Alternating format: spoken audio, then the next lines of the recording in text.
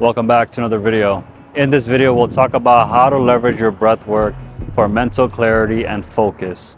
If you're interested in that, definitely stick around till the end because we get into a lot of interesting topics in this video. If you're brand new to this channel, all good. Let's get right into the video. So breath work is something that we touch upon in pretty much the series, of course, right? The movement series. We talk about breath work, we talk about blood flow.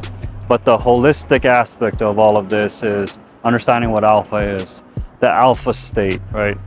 A lot of people have as a different connotation to what that means, but I want to make sure we're grounded on the same ideas and concepts that we talk about in these videos. So when I talk to you, when I see you in person, we have these discussions, it's all centered around this. I don't go around any other topic that you might feel that you want to know but is controversial.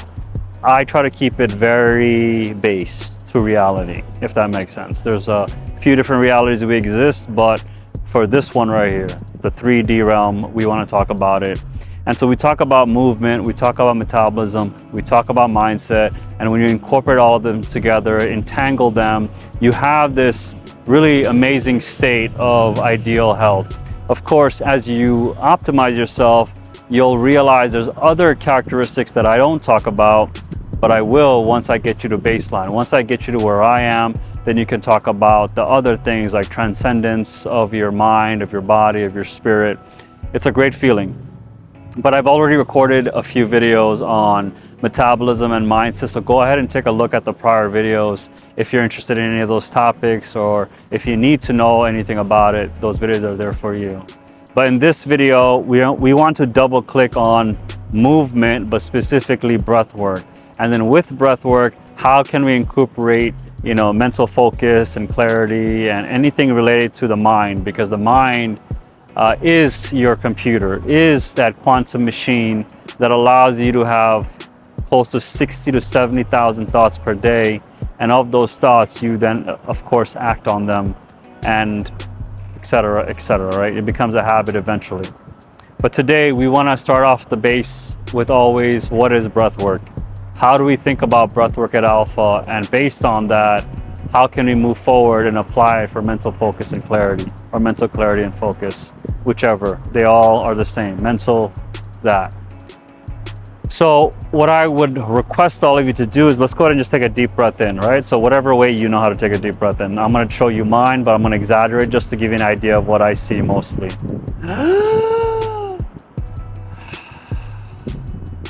Right? We inhale and then we exhale. But what if I were to tell you, if you were to do that again and put your hand near your chest or your neck area, feel it, you'll realize that you're only using the top portion of your ribs, top portion of your lungs. So when you're taking it in, the ribs at the top might be expanding, but you're only taking in the top portion. And guess what? That's only close to 20 to 30% of your optimal intake. I'm gonna pause for a second. I think there's like a fire truck or something, but it's going very slow. And if it's going that slow, there's no fire. Okay. But it's there, so pardon the sound for the moment.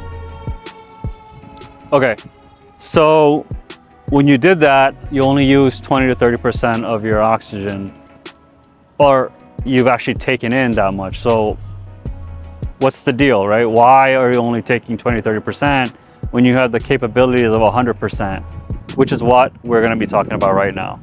So I wanna do an exercise with you, 5 deep belly breath. And then after that, we can get into it and you'll see exactly what's happening. So let's go put our right hand on our heart, left hand on our belly. I'm gonna go side profile so you get to see that. I'm gonna exaggerate, of course, so that you get an idea. We wanna expand the belly, rise the chest, expand the belly, rise the chest, right? So we're gonna take a deep breath in and then inhale. And then we're gonna let it go. Again, you're going to inhale from the belly, rise the chest, and then you're going to let it go. We want to take 5 of these. At the 5th one, we'll come back and we'll talk much further about what we're talking about. So right hand on our belly, Hold right hand on our heart, left hand on our belly. Let's take a deep breath in. So from the belly to the chest. Let it go. Again, from the belly to the chest. And then let it go. All right, that's number 2.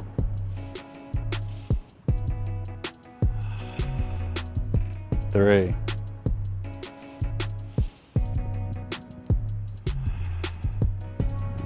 4.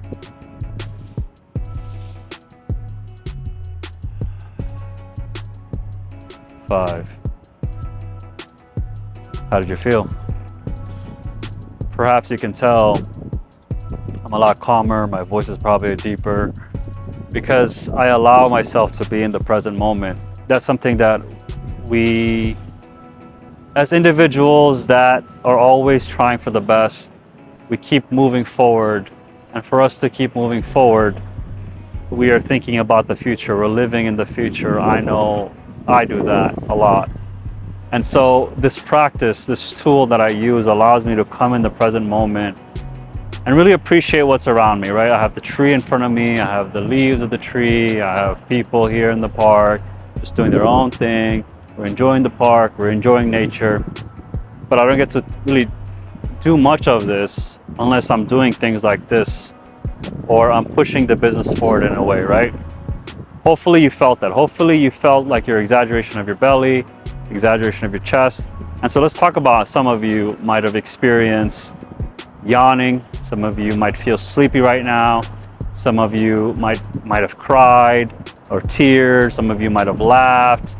Some of you might have yawned, right? These things can happen, and that's completely normal. What happens is when we've hyper-oxygenated our body, right? So what we talked about before, when we breathe from the top of the lungs, we're only taking in 20 to 30%. So we have very little amounts of oxygen that we're using. So we've created a baseline around very low amounts of oxygen. So when you put your body, you give it a lot more oxygen than normal, you sort of shock it, you sort of stun it. It's like you get electrocuted and you're just like, you don't know what to do because there's just so much electricity running through your body. Same concept here. And so it's okay, completely normal. As you do this practice more and more, your tolerance level, your ability to adapt will be much, much greater, and you'll really, truly feel the pure bliss of doing this type of breath work. So that's the breath.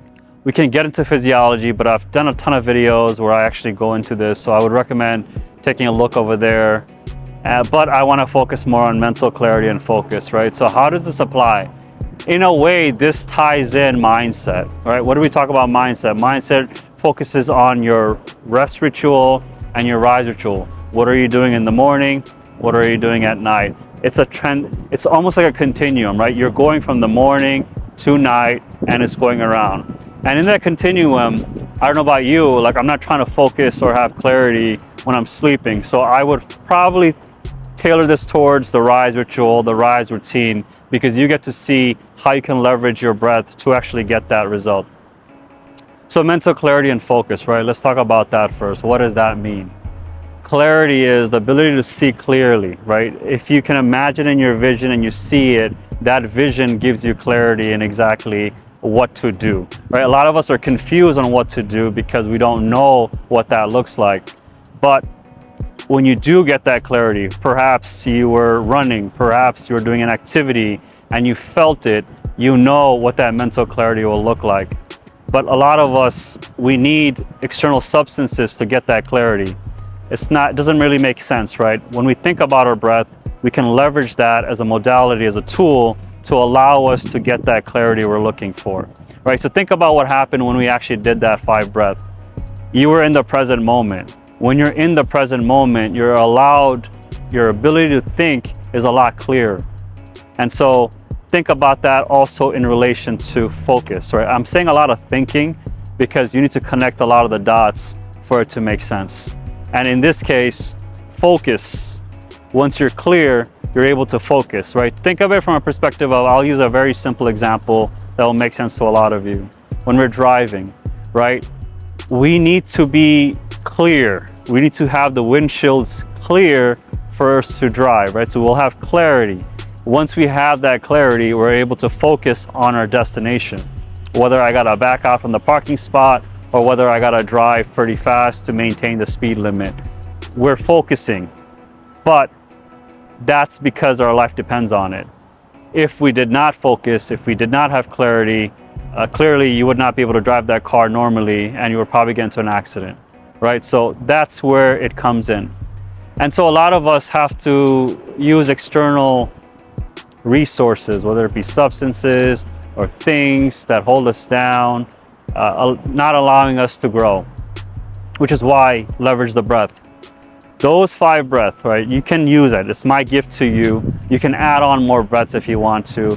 If you want to reduce the breath, I would probably recommend more than less. 5 is probably minimum. I've tried with 3, not as good. 1, definitely not as good. So the sweet spot is 5 to 10. If you could do 5 to 10, I think you'll be in a very good spot. You'll be in the present moment. You'll be able to think clearly. Even if you're not able to think clearly, I can assure you that as you keep doing this more and more, that muscle that you build, that brain muscle memory will actually get activated. So it's just a matter of time of executing, repeating. And remember, think of that stack that we talked about. Your thoughts become your actions then lead to behaviors. When you do these behaviors over time, it leads to habits. And if you keep doing these habits, remember, it becomes a part of your personality, who you are as a person. And you keep doing this, it becomes part of your lifestyle. And that's the holy grail. Once you make it part of your lifestyle, the automation is set. Now it gets harder to unwind that because you've built that for the future. All right, cool. Hopefully that made sense to you. If you found any value in the video, definitely give me a like, letting me know you liked the video. If you disliked the video, all good. Dislike the video, let me know why in the comments below so I can improve upon it with my team for future iterations. And then what I really value and cherish are the subscriptions. I want to see you subscribe. That's my signal, basically. You know, your comments are great. It helps me improve the video. But if you're not subscribed to my channel, I don't know how much value I'm actually providing. And so if you do go ahead and find value, go ahead and subscribe. Share it with people that you know will benefit. Perhaps they can subscribe so they can also benefit as well. And at the same time, you know, I want to make sure that I come across, I make sense to you. Perhaps maybe not this video, maybe other videos that I have will resonate with you. But at the end of the day, we're all here because we are here to improve ourselves in the best way possible. With that, my name is Shaquille. I'm part of Alpha. We want to help you optimize yourself to your genetic potential. I'll see you in the next one. Take care. Bye.